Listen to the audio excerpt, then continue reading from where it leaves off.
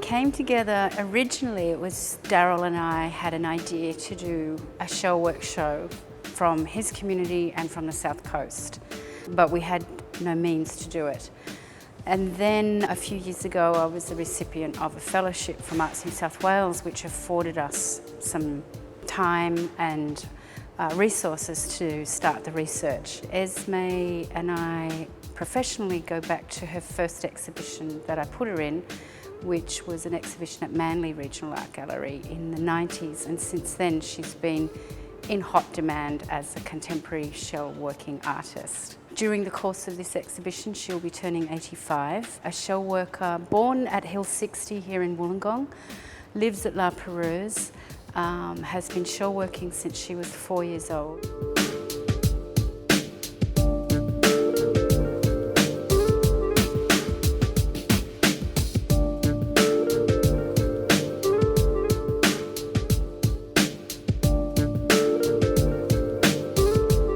I'm from Lombardina. I'm a barred man from Lombardina on the Dampier Peninsula in Western Australia.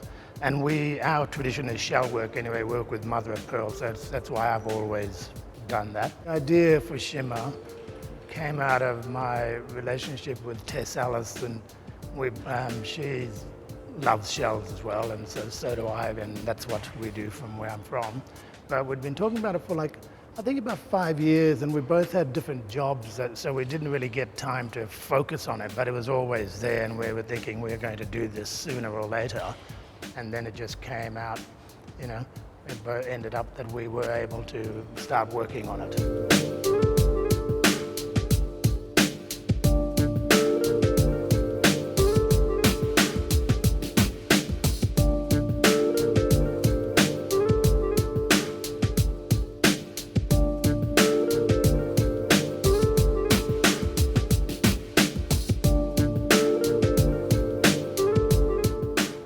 I created by thinking about something like where I live.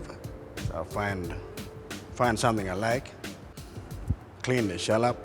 I'll be thinking at the same time when I'm cleaning the shell, thinking of what I'm going to do on it. And then I'll just draw something on there, and if it looks nice, I'll go with it from there. Cut it to a certain shape, long time like carving it, getting it to where I want it to be. PG is a traditional design from where I come from. This one means the whale, humpback whale. And see the hole at the top? What we do is we make a belt out of human hair, and it's worn in front like that. During dance and ceremony, it'll be worn there.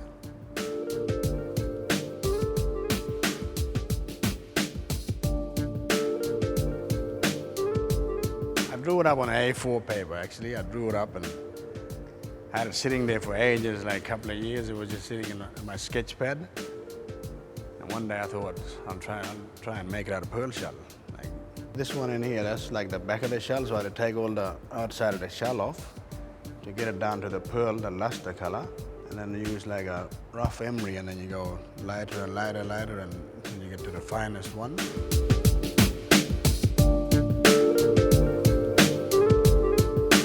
The Cruz family are very prominent on the south coast and the east coast of this country. They're a very famous family, and Lillian Sarah Cruz is, or was, the elder stateswoman shell worker of that family. Unfortunately, she's passed away, but she's represented in the National Gallery collection. But the Cruz family themselves have donated the work for loan for this show here to honour their grandmother and to have a representation of the family at the highest level. Beryl Cruz is Lillian Sarah's daughter-in-law.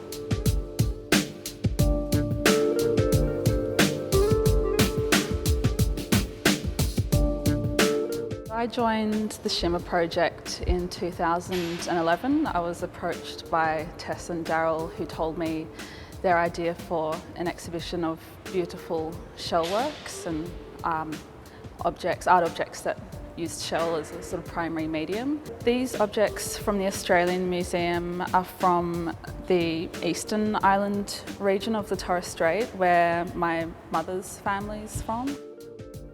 These objects in particular, I guess, spoke to me because they were just so delicate and beautiful, and I've never seen objects like this made today by contemporary practicing artists.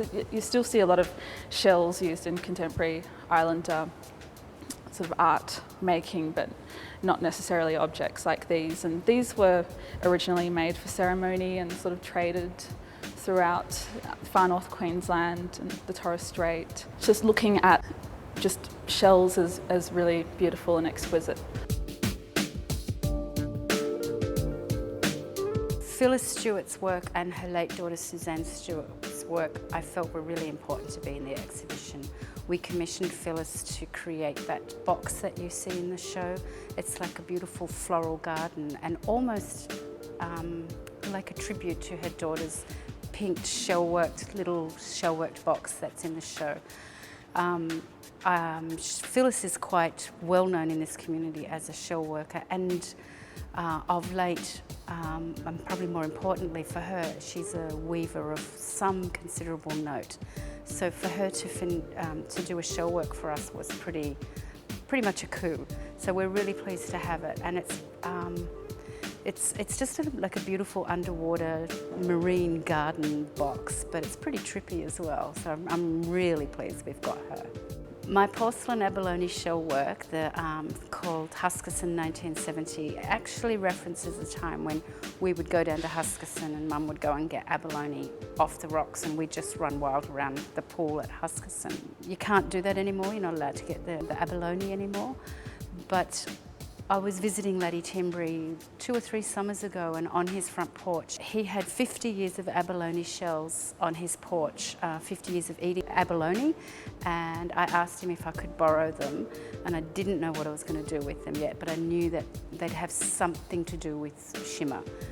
And I got 3 made into moulds, and then I created almost 100 abalone shells.